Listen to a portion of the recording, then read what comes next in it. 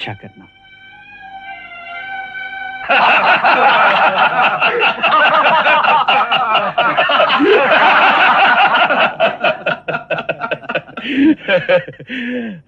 देखा देखा, किसी ने चू तक नहीं की।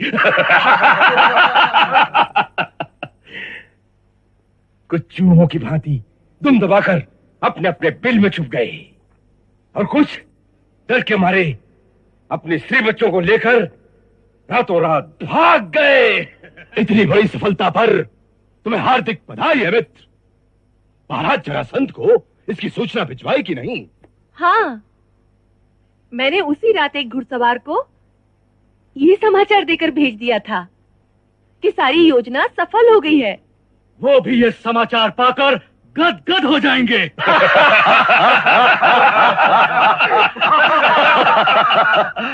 अब तो अपने राज्याभिषेक में उनको यहाँ आने का निमंत्रण भेजो मित्र। राज्याभिषेक? क्यों? राज्याभिषेक तो तुम्हें अब करना ही चाहिए।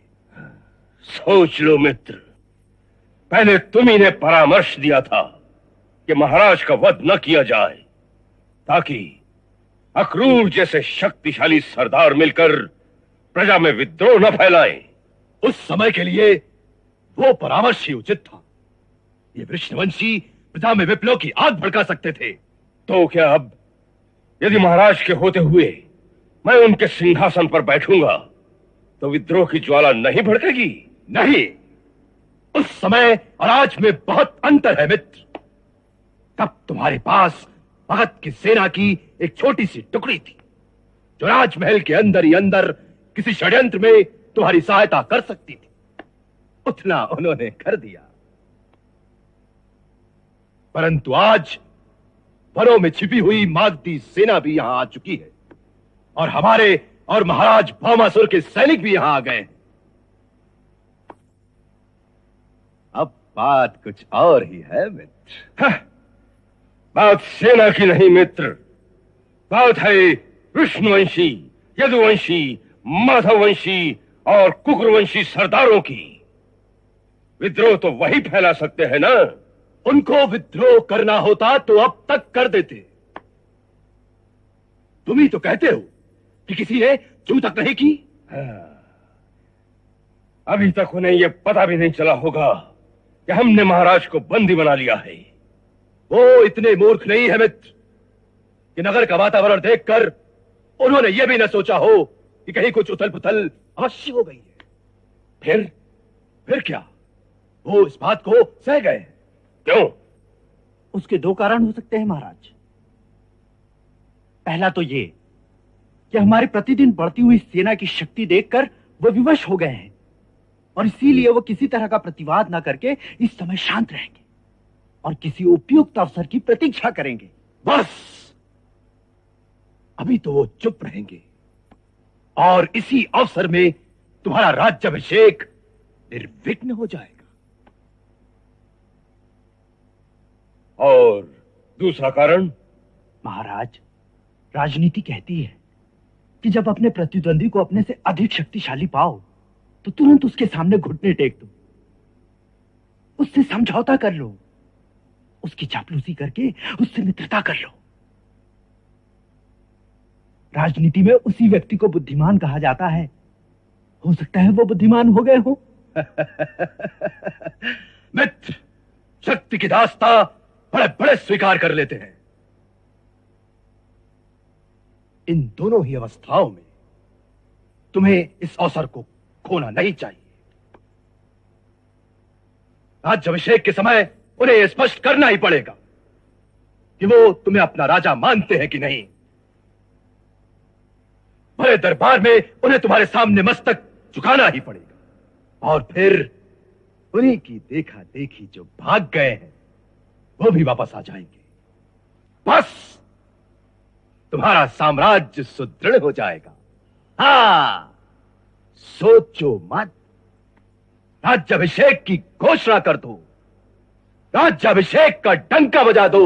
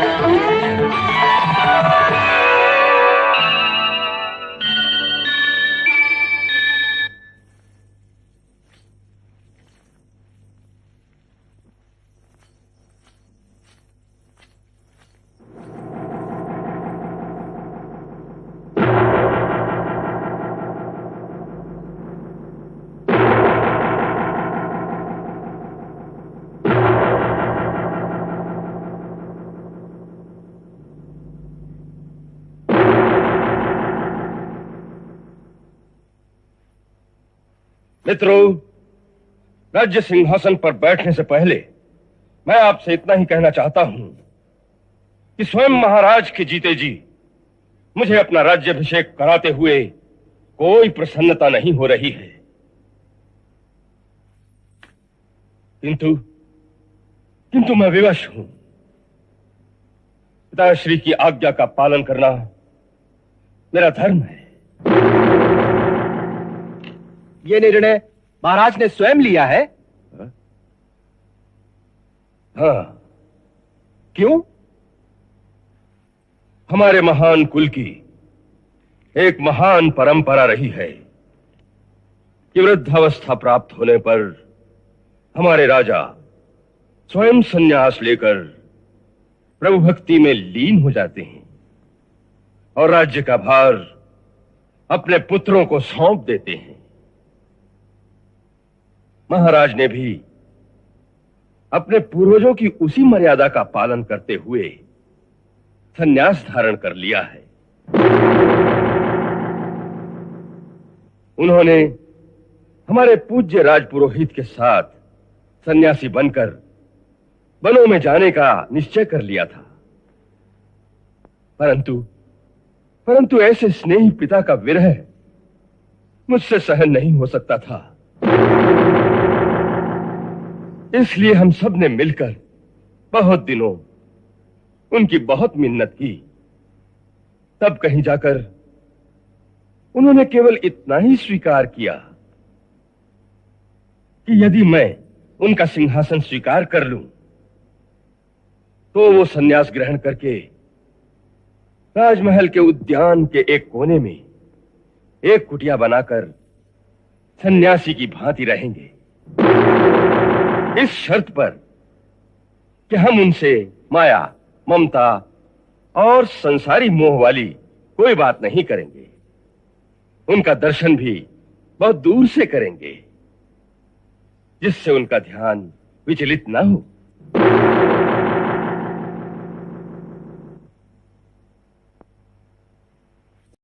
उनके दर्शन कर सकेंगे?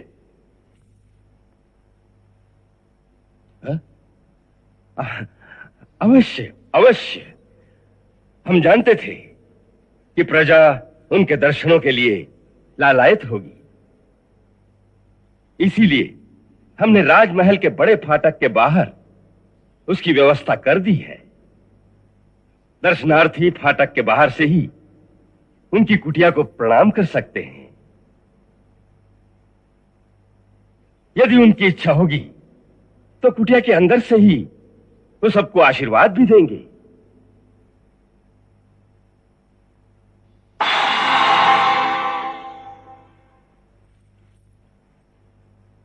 अब मैं उनकी आज्ञा का पालन करते हुए आप सबसे इस सिंहासन पर बैठने की अनुमति मांगता हूं। आप सब मुझे आशीर्वाद दें। महाराज कंस की जय! महाराज कंस की महाराज कंस की महाराज कंस की